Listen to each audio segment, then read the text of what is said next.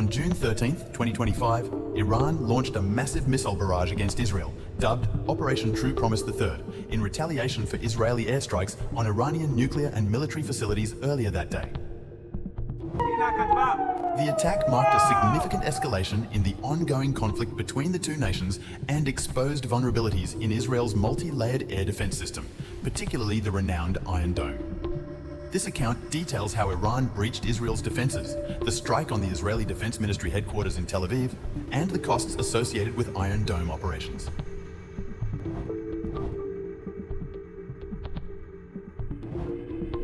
Iran's Islamic Revolutionary Guard Corps, IRGC, initiated the assault with approximately 100 ballistic missiles fired in 2 salvos, targeting key Israeli military sites, including air bases and command centers.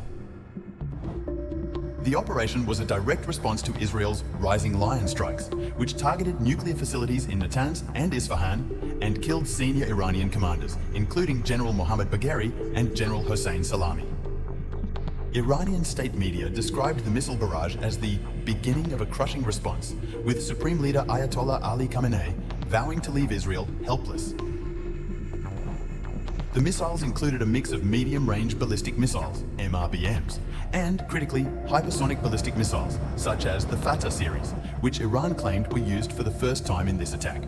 These hypersonic missiles, capable of speeds exceeding Mach 5 and maneuvering during flight, posed a significant challenge to Israel's air defense systems.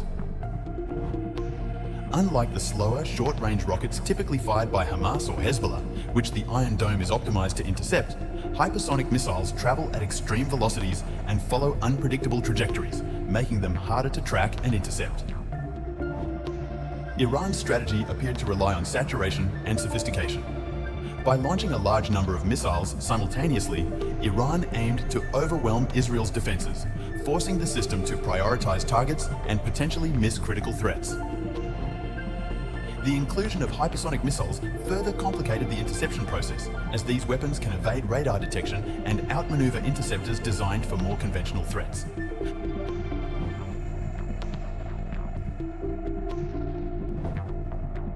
Israel's air defense network is a multi-layered system comprising the Iron Dome, David's Sling, Arrow 2, and Arrow 3, each designed to counter specific types of threats at different altitudes and ranges.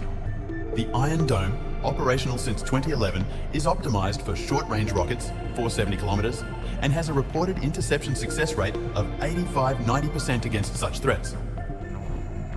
David's Sling targets medium to long-range rockets and cruise missiles, 100–300 kilometers, while the Arrow systems are designed to intercept long-range ballistic missiles, including those outside the atmosphere. Despite this robust architecture, Iran's attack exposed limitations. The Iron Dome, while effective against low-flying, unguided rockets from Gaza or Lebanon, is less suited to counter high-speed ballistic missiles, particularly hypersonics. The Arrow systems, which are better equipped for ballistic missile defense, have fewer interceptors and are costlier to operate, leading to strategic decisions about which targets to prioritize. In previous attacks, such as Iran's October 1, 2024 barrage, Israel reportedly allowed some missiles to land in open areas to conserve interceptors for population centers like Tel Aviv. On June 13, 2025, videos verified by news outlets showed Iranian missiles penetrating Israel's defenses and striking central Tel Aviv. Social media posts reported smoke rising over the city and explosions suggesting successful impacts, with some users claiming hypersonic missiles had bypassed the Iron Dome entirely. The Israel Defense Forces, IDF, acknowledged that while most missiles were intercepted, a limited number hit structures due to interception failures.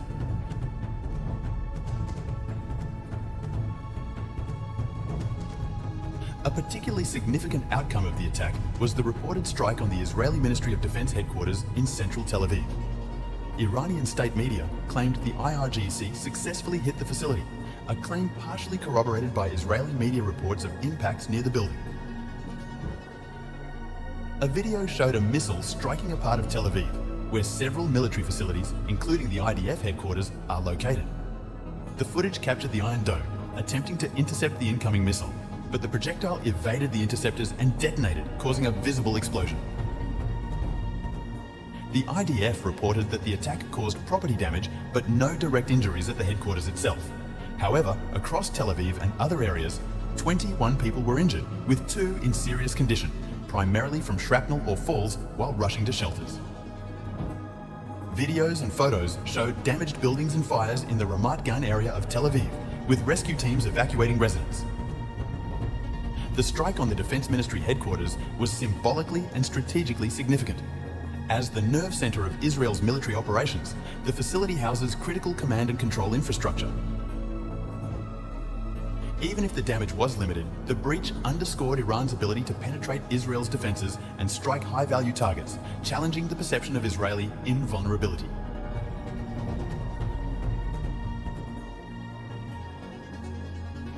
The Iron Dome, developed by Rafael Advanced Defense Systems with US support, is a costly system to operate, particularly during large-scale attacks.